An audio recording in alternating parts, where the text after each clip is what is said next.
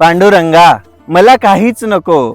तुझ्या भक्तीमध्ये आणि आईवडिलांच्या पुण्याईनं माझ्याकडे आज सर्व काही आहे. पण आजच्या या मंगल दिनी मला तुला एक मागणं मागायचंय. मला तुला साकडं घालायचंय. या पिकांवरती लेकरासारखा जीव लावणाऱ्या शेतकऱ्याचं बळीचं राज्य येऊ दे. इथल्या व्यवस्थेला, इथल्या सरकारला सांग शेतकरी सर्वोच्च आहे. शेतकऱ्याला जपायला. निसर्गाला सांग सारखाच का शेतकऱ्यांवर बरसतो रे. कधी शेतकऱ्यांच्या हितासाठी पण प्रयत्न करणार. निसर्गाला सांग शेतकऱ्यांना साथ द्यायला. पांडुरंगा, तुला माहितीये तुझ्या वारीमध्ये अखंड तुझी सेवा करणारा वारकरी म्हणजेच शेतकरी नारे. मग त्या शेतकऱ्यांकडे थोडं लक्ष द्यायला सांग. पांडुरंगा, तू लक्ष नाही दिलं तर आम्ही कोणाकडे बघायचं.